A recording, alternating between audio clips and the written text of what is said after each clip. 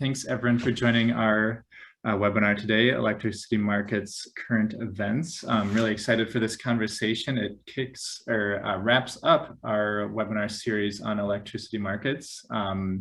We have done two previously, all kind of back to back in these last 3 weeks. So appreciate everyone for making it through all these. This is a lot of material, and really hope this was helpful to our members to kind of break down what electricity markets are, a little bit of their history. That was kind of the topics we covered in our first webinar with Regulatory Assistance Project and PJM, just jurisdictions. In our second webinar, we got to hear about jurisdictions, the authorities governing federal and state authorities. So we heard from FERC and the Maryland Public Service Commission there. Both webinars linked here. And I can also toss those in the chat as well for those are on our website. And so with this background, we're really hoping to kind of dive into some more of the topics that we previously covered, and just kind of get into what state discussions are happening, not just state discussions, also federal discussions here. Our first discussion, or first webinar, we heard briefly about the debate around FERC Order 2222, and I think that's an interesting topic for us to cover a little bit more. Additionally, we'll hear a little bit more federal updates on infrastructure legislation that's been pretty big lately, what roles there are for states to be leading on, and the future for transmission policy. So that's obviously a lot. Appreciate our great speakers here today with us to agree to cover all of those topics as best we can today. And on the line, we have Dr. Carl Peckman from the Director of National Regulatory Research Institute. He's been there since 2018, has extensive economics background on energy policy and also state experience. And we also have Dr. Susan Tierney, Senior Advisor at the Analysis Group, also another state expert, lots of time at the state level, and I've really appreciated hearing her in a few different conversations, and really happy to have both of them here on the webinar today. So we will have some remarks from both of them on the topics I previously mentioned, and then get into a Q&A session. So if folks wanted to type those questions or comments they have into our chat box as they have them, feel free. But for now, I will turn it over to Carl to get us started with his discussion. Thank you so much. Well, thank you, Matt. It's a pleasure to be here, and it's particularly a pleasure to be here with Sue Tierney, who really has been a leader in the field for many, many years. So to start with, I want to, as state officials, you'll all be familiar with the disclaimer that the comments that I'm making are my own and do not represent either NRRI, National Regulatory Research Institute, the National Association of Regulatory Utility Commissioners, or the commissioners that we serve. Let me just give you a little bit about NRRI. We are the research arm of the nation's public utility commissions. We're a 401c3, so we're a nonprofit, and we thank all of you who have public utility commissions that help pay our dues. We use those dues to provide service throughout the country, and we're available to them, and we're available to you. My contact information is at the end. Next, please. So what I want to do is to, it's great that your last session had to do with jurisdiction, because I want to look at it essentially three different market issues with respect to jurisdiction, and then I'll talk a little bit more about the infrastructure bill and how that will potentially affect public utility commissions.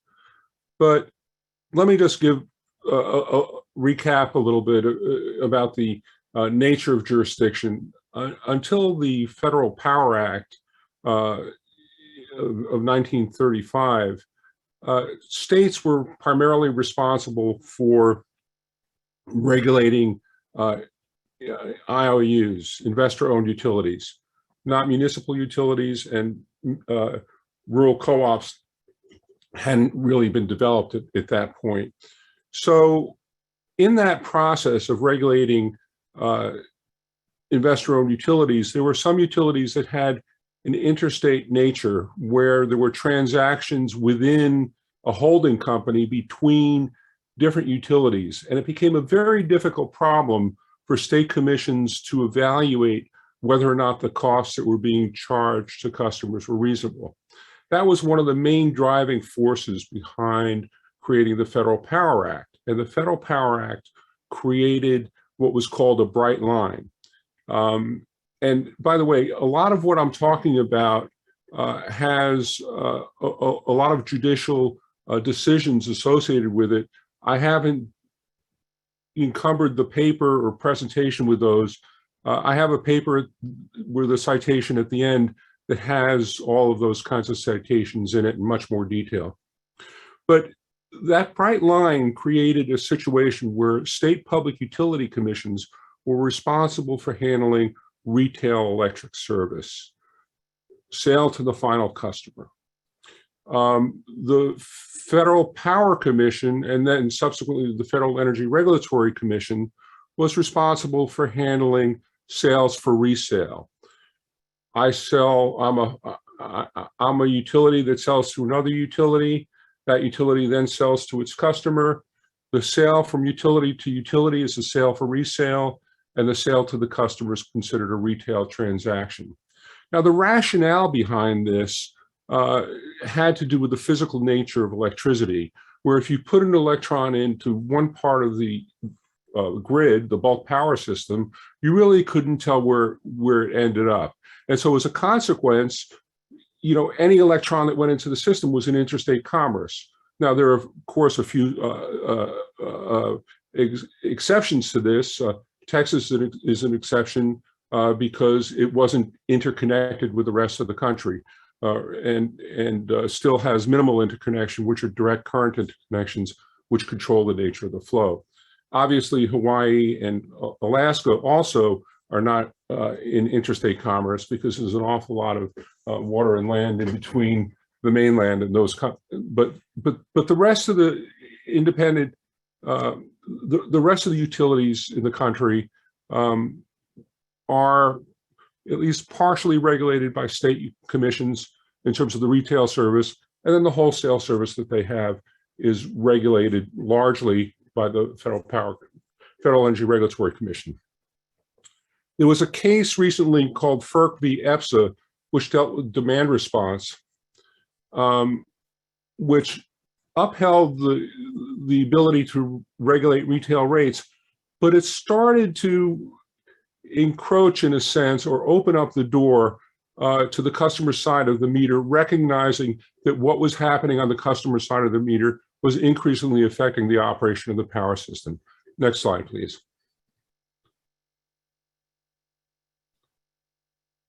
I want to talk about 4 key events. And one is the role of markets in decarbonization. The other is FERC Orders 222 and the impact on state decisions. The third has to do with transmission, and the fourth are issues associated with the bipartisan infrastructure bill. Next, please. So currently, and the question that I want to address first is the role of wholesale electric markets in decarbonization. And basically, the wholesale electric markets that we have now have evolved out of what were called power pools that were developed that coordinated inter-utility transactions in the past. And they operate based upon what's called economic dispatch. How do you operate generators? How do you move generators around to meet load? That's important because if the system isn't operated at 60 cycles, you have a reliability event that ultimately can cause a major blackout, area-wide blackout. So the idea is to maintain things at 60 cycles. Well, and and to also operate different power plants as load goes up, load goes down. And so the objective of power systems is to minimize the cost of producing electricity subject to these reliability constraints. For example, maintaining 60 cycles, not violating transmission, operating conditions, things of that sort. Environmental costs are not considered in the dispatch algorithm. Sometimes, for example, with RGGI, the Regional Greenhouse Gas Initiative, they are incorporated. You know, you do have a price that becomes an adder to the price of power, but there's really no way in which the idea of how do we decarbonize is reflected in the operation of the system. Beyond that, the Federal Energy Regulatory Commission has essentially two elements of its market structure. The first element is the energy component, which is the dispatch, and the second is a capacity component, which is a whole separate topic for more than 15 minutes. Now, what's occurred is that states have subsidized renewable energy resources, and the FERC has decided that it needed to reverse the decarbonization policies of states that affected market prices because it led to inefficient electric market prices. So it's very important to recognize that the wholesale electric markets are not designed or have not had as part of their objective to decarbonize and do not plan for decarbonization. Next, please. Well, there are reasons for including the cost of greenhouse gases in electric markets.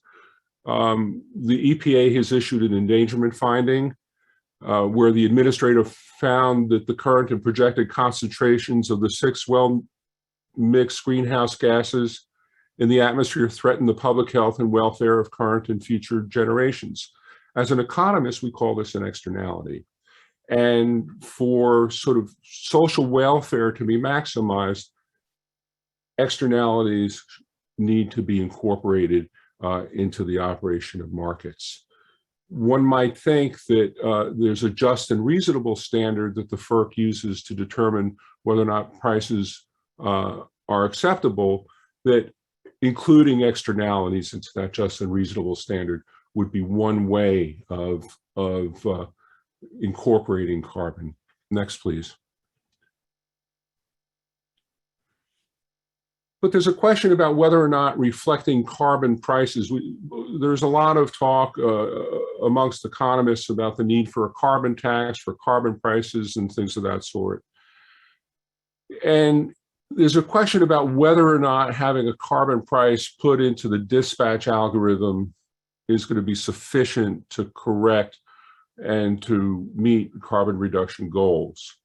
And I'm a little bit nervous about that as an economist who's spent his life forecasting and creating prices and things of that sort, because I know from my background and history that as good as you are, you often get things wrong. And if you have the wrong price, how do you correct that price as you're going along trying to meet decarbonization targets? So it's necessary to have other tools like planning in order to, in my mind, achieve decarbonization goals. Next, please. Well, so as I mentioned, in 2000, the FERC issued the MOPR, which corrected for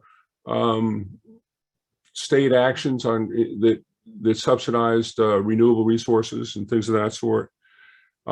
Here's an example of the number of states that have taken action with respect to carbon and renewable resources. I'm very pleased to say that the FERC is now reevaluating those policies. And as we'll tell as we go along, it's not only reevaluating those policies, but it's considering more and more how to interact with the states. So next, please. I want to talk about the customer side of the meter, because this has really been the purview of the State Regulatory Commission. And Order 2222, which creates a mechanism for allowing load-serving entities to provide distributed energy resources to retail customers, really is one of the first actions that occurs on where the FERC is coming into the customer side of the meter. Next, please. And I just want to show you briefly, this is a map of using a technique called grid architecture. It's a very interesting technique. It's developed by Jeff Taft at the Pacific Northwest National Lab. You could look for grid architecture if you want more information on this. But what grid architecture does is it defines and demonstrates relationships. So this is a grid architecture view of the New York governance structure. And you could see from the highlighted gray lines that the FERC, what we've done is highlighted essentially the FERC action. And so the FERC action has really ignored, if you will, the rest of the governance process that's occurring in New York in establishing the order. Next, please. I'd like to talk briefly about transmission. And so increasingly, we see a need for transmission as part of decarbonizations. There's essentially 4 steps in my mind in developing transmission: planning, siting, construction, and cost recovery. Many of these steps involve multiple states with a combination of state and federal jurisdiction.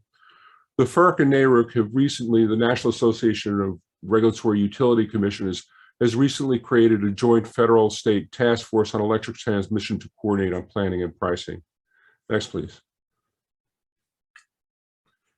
So here's a series of the kinds of questions that the task force may consider. This is from the order that the FERC issued establishing the task force.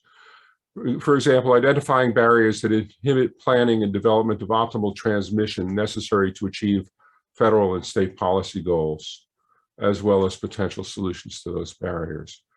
Reviewing FERC rules and regulations regarding planning and cost allocation of transmission projects and potentially identifying recommendations for reforms. So this task force is really looking at how planning is performed and how costs are allocated and recovered. Now, there's one issue in the infrastructure bill that I just want to, as state representatives, that I want to talk to you about. Next, please. Just briefly. And that states, from my experience, have a unique role in the siting and construction oversight of transmission lines. States currently have primary responsibility for siting lines. The routes that transmission lines take can impose significant economic, environmental, and environmental justice impacts on the affected communities. States have essentially developed processes for incorporating or trying to deal with these kinds of impacts. And the bipartisan infrastructure bill would allow the FERC to abrogate state authority, shifting siting decisions away from the states, and in my mind, reducing the state's ability to address these impacts and concerns. So I hope that as time goes on, the kind of cooperation between the state and federal government in terms of the planning and cost recovery of transmission will also be extended further into the siting of transmission. Next, please. So I know that I'm running out of time. Just let me give a few of the highlights of the bipartisan infrastructure bill that affects state PUCs. There's going to be a working group on EVs established. I'm sure that PUCs will be interested in this. There'll be a new purpose standard on demand response. Demand response is paying customers to not use electricity. PURPA played a very important, the Public Utility Regulatory Policies Act played a very important role in creating the regime of independent power producers, which ultimately led to recognizing that it wasn't necessary to have utilities be the provider of generation for customers. And that led to the transformation, ultimately, of electric markets in a way that we now have competitive electric markets with many providers that are coordinated by independent system operators. The bill requires state energy conservation plans. Next. Provides assistance to state to provide state energy security plans. So there's a lot of assistance to the states in the bill. And there's another new PURPA provision to establish a standard for state regulatory authorities to consider investment by third parties in EV infrastructure. So this is very interesting. It goes to the questions that public utility commissions ultimately need to answer when they're thinking about the transformation of the electric system, which is what is the role of the utility and how various entities who participate in those markets get compensated. So with that, I think I've used up my 15 minutes plus maybe a little bit. Thank you for being courteous, Matt, and let me turn it back to you. Of course, thanks so much. Yeah, no, that was great. A lot of information and a lot to dive in on in a little bit. I made a few comments too, so that, but I'll let Sue go first, and then we can get to that in just a moment. So again, if anyone has questions or just any comments they want to share on some of these topics, feel free to toss us in the chat as we go. But Sue, I'll let you take it from here. Thank you, Matt. And it's really a pleasure to be with people from state governments. I was I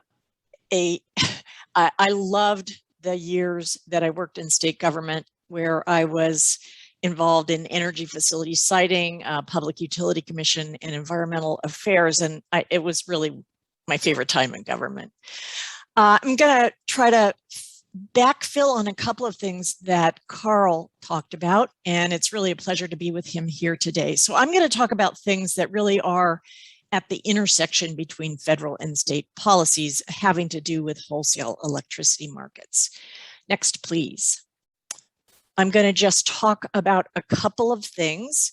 I'll touch over a couple of thoughts in addition to what Carl said about jurisdiction of the Federal Energy Regulatory Commission.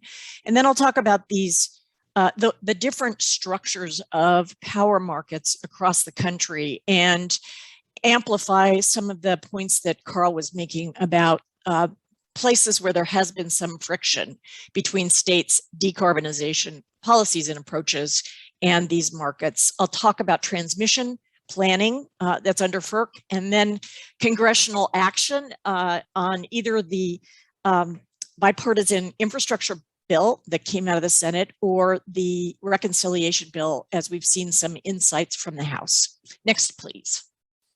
So as Carl said, next, please. FERC has jurisdiction over several things, and these are domains in which the states are either preempted or constrained with regard to where they can take action. One of them is the terms and conditions of paying for transmission service and the ability to of third parties to use transmission facilities of utilities.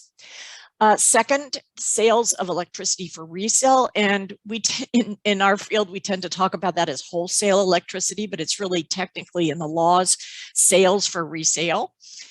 Reliability, and these are really reliability issues on the bulk power system, the high voltage power system, and making sure that is conducted and operated and maintained in ways that support reliable operations, but also protect against cyber attack and so forth. And then finally, I'll just mention that hydroelectric facilities are licensed and relicensed by FERC. So FERC has this one toehold into power plant siting and permitting. Next, please. But the things typically that are outside of FERC's domain and that remain in the domain of states, as Carl said, power plant siting. In fact, FERC doesn't really have authority to determine what kinds of power supplies a utility has, whether it's coal or nuclear or renewables and so forth. So questions with regard to the types of resources and the level of adequacy, if you have enough capacity to meet your system, those are typically subject to state jurisdiction, not FERC. And Texas is kind of the poster child at the moment on questions related to resource adequacy. And FERC, of course, does not touch that because of Texas's electrical island, so to speak, in ERCOT. Finally, FERC has only limited backstop authority to approve transmission projects. And I'll come back to that one in a little bit as well. Next, please. So this is a map that shows several things. If it's a vibrant color, I guess I'll just say that, not including gray and not including kind of salmon, light pink there. Those are the 7 regional transmission organizations or independent system operators. You can pretty much use those terms interchangeably, RTO and ISO, and those cover 2/3 of the population. The pinkish area is the Western Energy Imbalance Market, which is a real-time market in which electric utilities who are not otherwise typically buying and selling from each other can share resources on an instantaneous basis.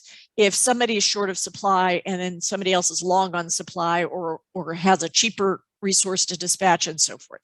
So that has grown, that energy imbalance market has grown in areas where there is not an RTO and not an ISO, and it's actually continuing to grow over time. There are discussions down there in the Southeast where there have been discussions about whether to set up a Southeast energy imbalance market as well, because the idea there is that you can share certain resources, even though a utility really has a dominant control over the nature of its dispatch.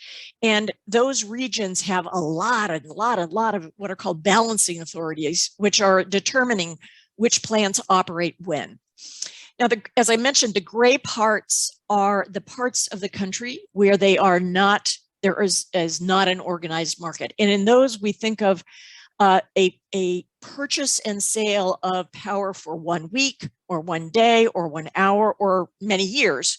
Those are transactions between 2 counterparties, a power plant and a utility company typically, but it can be 2 utility companies. And the many parts of the region, the country that have entered into these different types of structures really have had different aspirations. Next, please, Matt.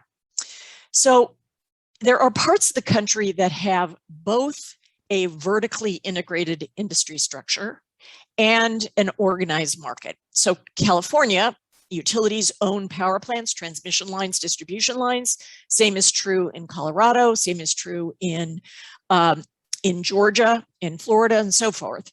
But in California, all of the power plants in that region, in the ISO, are under the dispatch control and instructions of the California ISO.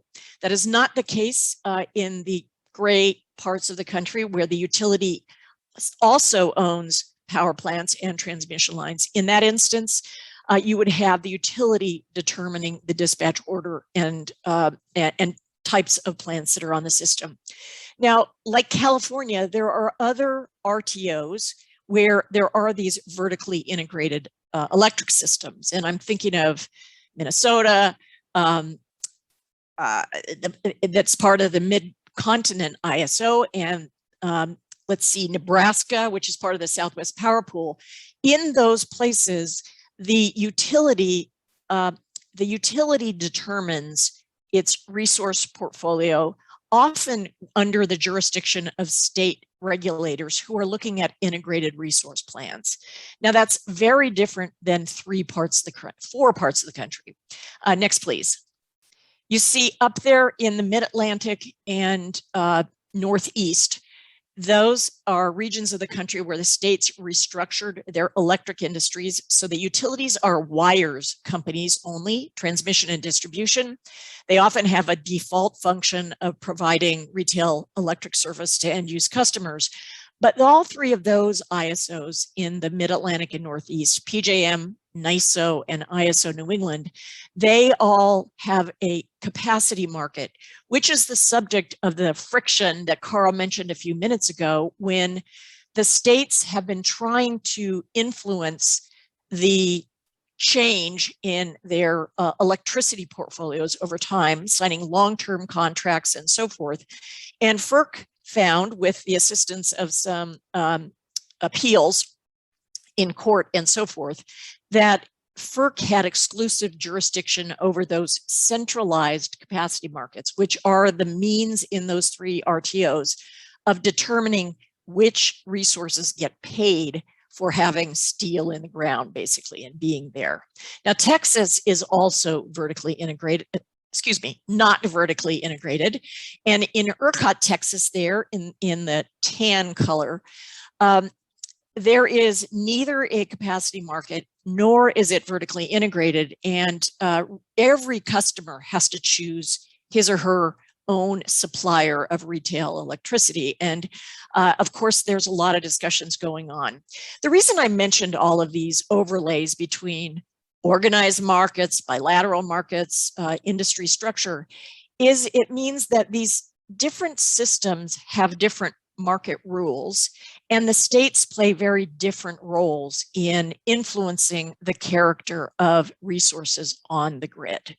The states in the Northeast and Mid-Atlantic have been frustrated in recent years with decisions made almost 20 years ago, in some cases, to pass to FERC their resource adequacy functions. And there are discussions about whether to take those back basically to the states. But those resource adequacy and portfolio choice functions are very much alive and well, so to speak, in the Midwest ISO, the Southwest Power Pool, the California ISO, not to mention the parts of the country where there has not been an organized market or restructuring. Next, please.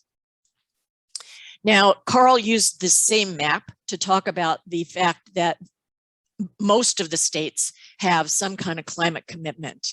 Many of these states have actually statutory commitments and requirements that are subject to compliance orders from the courts in some states. My home state of Massachusetts, for example, the Supreme Judicial Court found that the carbon commitments are binding, and the state must take steps to accomplish a reduction in carbon emissions over time.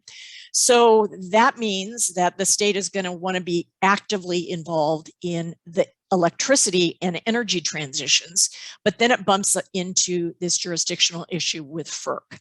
So the new FERC under Chairman Rich Glick has entertained new discussions about how to accommodate the fact that states are needing, in many cases under states' rights considerations, to shape their transitions toward a decarbonized future while still protecting the federal jurisdiction over the terms and conditions of wholesale markets. Now, you'll notice that in this map that you're looking at right now, gray states, again, are states that do not have either a renewable portfolio standard or a carbon commitment. Next slide, please, or next hit. And you'll see that there's some overlap in a Venn diagram kind of way between the states that have maintained strong state-regulated jurisdictional and structures in the electric industry and states that have not adopted carbon commitments. And that makes it so that there's just a different pathway for action in, say, let's see, what's a good example to say? Colorado is going to be in the Southwest Power Pool, but it is going to keep resource adequacy under the state's domain. And so you can get some sense about the variation that exists in your state with regard to your ability to reshape the electric industry with public policy. Next, please. It's no mystery to any of you, I am sure, that the mix of electric supplies has been changing over the last 15 years for sure, and that coincides with the so-called shale gas revolution. In this year-by-year bar chart, the bottom purple is nuclear, above that is natural gas. This is the percentage, no, the absolute amount of megawatt hours of generation by fuel type. Above natural gas is wind and solar, and you can see that the combination of natural gas and wind and solar is growing tremendously. It's pretty much doubled over this 15-year period of time. And it's done so by eating into the percentage, the absolute amount of supply generated from coal, and that's in gray here. This is absolute levels, which means, although that looks like those are percentages, this is a bar chart which shows that electricity generation has been pretty flat over the last 15 years. It varies a bit by weather conditions and the economic conditions, where you see that happening with COVID over there on the very far right. But we would expect to see this going up, the level of electricity generation going up, as many states have committed to electrifying their systems, their energy systems, buildings and vehicles. And many of those decisions will be driven by state policies, but they'll be accommodated through these electricity markets. Next, please. Now, FERC has this important role in transmission planning, which has evolved really over the past 25 years. Once the Energy Policy Act of '92 gave FERC jurisdiction over requiring open access to the transmission wires, even of privately owned utility companies. And FERC has required a number of different elements as part of an expanding federal footprint over interstate transmission. And that is, in 2005, FERC got jurisdiction to address reliability considerations, as I mentioned before. And the transmission planning function is, in the first instance, designed to identify what is needed in terms of transmission upgrades when there are new power plants added to the system or changes in demand levels from one place of a region to another. So the transmission planning process always is looking ahead to see whether or not there need to be upgrades to accommodate the interconnection of new facilities. Similarly, there are transmission plans that also look at opportunities to use a wires solution to reduce power costs when there are instances where there's not enough transmission and some parts of a region want to get access to a cheap power supply in another part of a region, but they can't because of a transmission constraint. There would be what are called economic efficiency planning exercises or economic efficiency upgrades, which would be designed primarily to save consumers money.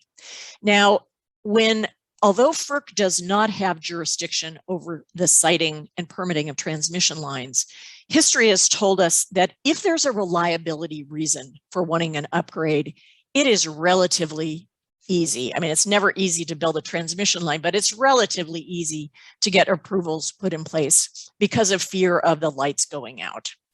It is way less easy to get an upgrade approved for economic efficiency purposes because states often wonder, well, I'm going to be hosting this new power line. Are my consumers going to be getting the benefits of that upgrade to save money?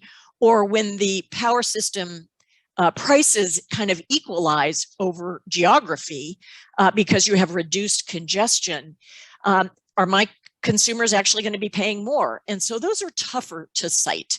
And then finally, the most difficult to cite are instances where, for example, there are tremendously rich renewable energy resources in the plains states of the country, and that's not where the people live. So you got to move that renewable energy, that wind generated energy, to load centers, to population centers.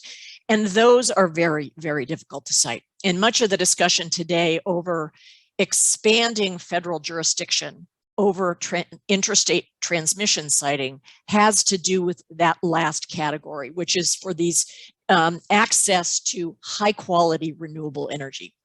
FERC has recently issued an advanced notice of proposed rulemaking to refresh questions. For example, should transmission plans really be scenario analyses, looking at parts of the country that are very abundant in natural resources and looking at different transmission configurations that could enable some consumers to get access to those and actually enable developers to get their product to market, because you can't develop a wind project unless you can move the power out of the area. So FERC has very interesting questions that would expand on things at the intersection between decarbonization that are driven by state policy and federal tools that either frustrate or help that process. Next, please. There are two last slides that I have. One of them is just to mention two sets of activities that are underway in the discussions in Congress with regard to either the bipartisan infrastructure bill or the House reconciliation markup bill. So the picture there on the left are power plants, and if you had really good bifocals, you could read what types of plants they are, but you can imagine that many of the circles there that are large are coal plants, and the right-hand side, those are anticipated coal plant retirements. There is a schedule for many of these that have already been announced, and they occur over some decade or 15 years going forward. Now, the Clean Electricity Performance Plan has had to be written by Democrats in a way that if they want to pass this through a budget mechanism, it has to involve federal payments of grants and fees that may be collected by the federal government. So what the Clean Electricity Performance Plan does is provide carrots and sticks to entities that sell power to retail customers, principally utilities, but not always utilities, could be marketers. They have to demonstrate that their performance in increasing the share on which they rely on zero carbon electricity supplies over time. If they are meeting a 4% improvement per year, all is good. If they overachieve and improve that share by more than 4% each year, then they are eligible to receive a payment, a carrot, a financial payment from the federal government. And that payment is designed to compensate for the fact that there may be some above market costs for certain types of things like storage and other things that enable a quick movement toward more clean energy supplies. If a load serving entity or utility fails to meet the 4%, they would be subject to penalty payments that would go to the federal government as a pot. These payments to utilities are intended to be for, quote, used for customer benefits. So there are regulatory rate making issues before the states that would arise there. This would be implemented by DOE, the Department of Energy, with not a lot of visibility into what the regulations would say, because again, this is a budget bill, not a regulatory bill. This is the bill that Senator Manchin has indicated he's not very happy with, this Clean Electricity Performance Plan. And so its fate will be determined as this moves to the Senate and then any conference committee discussions. And final slide now. There, as Carl mentioned, there are a set of transmission related elements in the Senate infrastructure bill and in the House reconciliation one. Carl has mentioned the ones that relate to siting of interstate transmission. I should tell you that the recent reports of the National Academy's committees on which I was honored to serve actually call for a larger role for FERC in instances where there are these national interest transmission interstate needs that really are important for enabling decarbonization pathways more affordably by getting access to really high quality renewables. And this section 105 of the Senate bill would accommodate that. That bill would actually also accommodate providing carrots in the form of loans for public and private partnership, and give the Department of Energy the ability to partner up with other utilities, in part helping to use the Department of Energy's siting authority through its power marketing administrations. Those power marketing administrations like WAPA, the Southeast Power Administration, they are not subject to state siting proceedings. Now, finally, the reconciliation bill provides a lot of tax credits for regionally significant transmission and large-scale transmission, such as high voltage direct current transmission lines, which are highly efficient in carrying power over long distances and can be sited in rights of way because they require smaller bundles of cables than in the normal power lines, and they can be done underground more easily. And interestingly, this also would provide for a lot of studies of these transmission plans and support for states, localities, tribes to participate more actively in technical reviews of power lines. And with that, Matt, I have eaten up most of the time, and I apologize. Oh, that's definitely okay. That was some great material, and really, yeah, appreciative for both of your remarks today. That was awesome. Yeah, lots to break down, but yeah, and if anyone has questions, again, chat or Q&A boxes, feel free. I can monitor those, but just thinking about some just if there's any states that you have seen doing some of this work and kind of you know, getting a boost from wholesale markets in terms of like how they're doing their energy planning themselves, and how they can leverage energy markets. I think we might have discussed that previously. Yeah, could I offer us an example? Sure, that'd be great. Recently, the state of New Jersey, like many other states, has announced plans to develop offshore wind, and New Jersey's at the end of a lot of power lines coming from a lot of other parts of the country, and is very interested in developing its local resource of very high quality wind. The governor has identified a target of 7,500 megawatts of offshore wind. That's a big boost, and the power system that will connect those offshore wind systems right now would be in federal and state waters in the ocean, and then would enter and land into the PJM interstate market regulated by FERC. And New Jersey has used a long-standing provision in PJM's rules, which says that PJM would work with a state if the state has some transmission goals that it wants to accomplish. PJM would support that by running a competitive solicitation and evaluation. So New Jersey stepped up to the plate for the first time to use this provision. I think it was very creative. They identified that they wanted PJM to work with the Board of Public Utilities to solicit large creative proposals to provide the transmission pathways in the water and transmission pathways on land to build out the access to this offshore wind and make it available onshore to consumers. Some proposals were just submitted this past week. I actually had the honor of participating in one of those proposals relating to the Outer Bridge renewable connector. And the important thing that the state did here, in my view, was really send directives about what they care about with regard to transmission: cost, reliability, engineering of paths that take advantage of existing rights of way and so forth, but also that there's an objective function here of putting transmission in the ground to support offshore wind.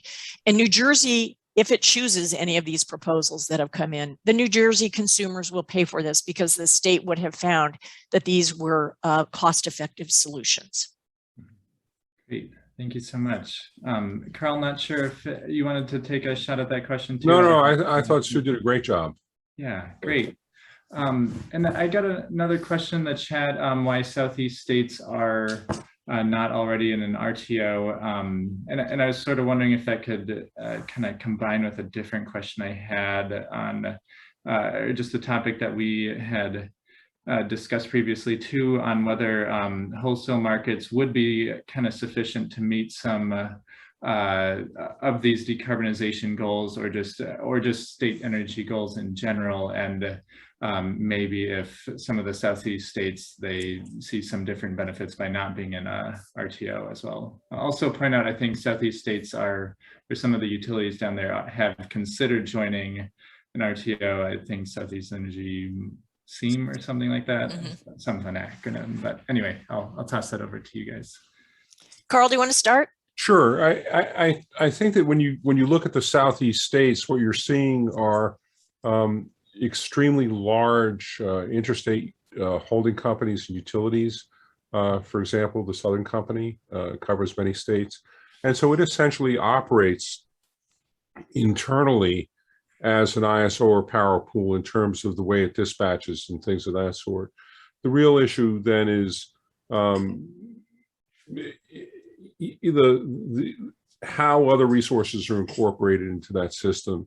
So I think it's a legacy of the type of regulatory treatment that those utilities have received in terms of being vertically integrated utilities, combined with the fact that they've essentially created their own pools for operating. Sue?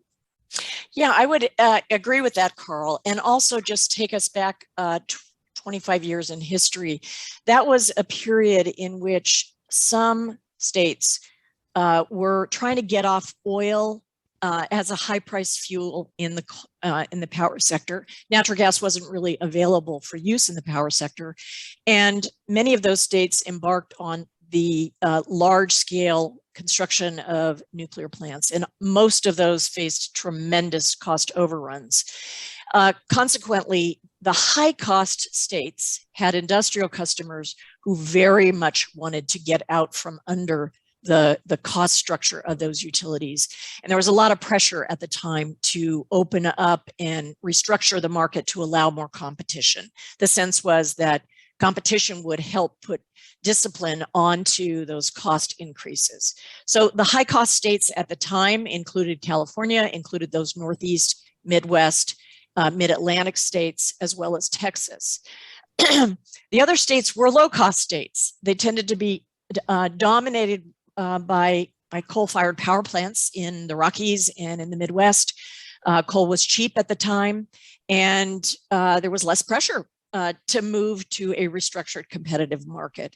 It's interesting, things are changing, of course, in terms of the dynamics of the power system, access to cheap renewables, access to cheap natural gas, coal plants being pressed out of the market. And we do see interest of different kinds of large customers, say the Apples or Googles or others who Walmart, that operate in different states and would like to have competitive markets and the kind of choice that's available to large customers in other states. So there's the economics and technology changes over time really shape policy and politics in the electric industry, as I'm sure everybody on this call knows. Great, thanks so much. Oh, actually, you asked whether competitive markets can help. You know, on that map I showed of the Western energy imbalance market, the reason those companies decided that they wanted to join the energy imbalance market is they felt that having access to a broader, wider geographic region, and the power supplies, and the diversity of when the sun was going to go down or where things would be windy, that would help them moderate their costs. And there have been cost savings for every one of the companies that has joined the energy imbalance market. And so as many states are looking to get access to those lower cost, lower carbon supplies, it is piquing interest in cost savings and affordable pathways to decarbonization. Mm-hmm. Great, thanks. And I guess just kind of tying in a governor's hook here, just because there's so much that I think was covered in this conversation, and just like trying to think about like a focused way that you might recommend for governors' offices to be involved in this space, just to best assist electricity regulators, or just kind of help push some of these state energy goals that are going on. How can governors be or play a positive role here? You want to go, Carl? Sure. I think that the first step is to, understand both what's going on within your state and how that varies compared to other states, whether or not the state is achieving the kinds of policies, whether or not it has the adequate staff. I mean, one of the really important points that we at NRI see is that over the last 20 or 30 years, the level of staffing and the expertise involved in public utility commissions has really diminished over time. There are a whole variety of reasons for that. In many states, there was this philosophical position that the market will take care of everything. But I think that one of the things that the governor can do is to make sure that the public utility commissions are adequately funded, and that there's training programs for the staffs, and that the staff are able to integrate into a national dialogue so that they understand what's going on in other staff and commissioners, by the way, so that they integrate into what's going on, and that they know, well, this is what's happening in Minnesota. This is what's happening in South Carolina. I like this. I don't like that. This is the reason for this. This isn't the reason for that. And have a sense, and so that you don't have to invent the future de novo, but you're able to take advantage. So I would say that, as a former staff member at the New York Commission, that having adequate staff going through these processes is going to be an awful lot of activity. There's going to be a tremendous strain, and you need to make sure that the staffs are adequate. So that would be, I guess, my one pitch. And in 1 minute, I'm going to say, one of the advantages of working in the office of the governor is that there tends to be this interstate, government to government relationships. And many of the things we've been talking about here are interstate matters. So having the capabilities supported by somebody in the governor's office is very important. And if you don't already do this, I would encourage the governor's energy point person to convene the rump group of advisors from the environmental office, the natural resource office, the energy office, and the Public Utility Commission. They have different functions, but all of them have something to say about these matters. Awesome. Yeah, thank you so much, both of you. Right at time, so I'll stop it there, but wanted to say thank you so much for covering this important conversation. It gave me a ton to think about. I'm sure our advisors have a lot to think about too in this space, and there's going to be a lot of work going on in the next forever, basically, on this. So I'm excited to keep working on this. So thank you so much, Sue and Carl. This is great. Thank you. Thank you. All right. All right. Bye.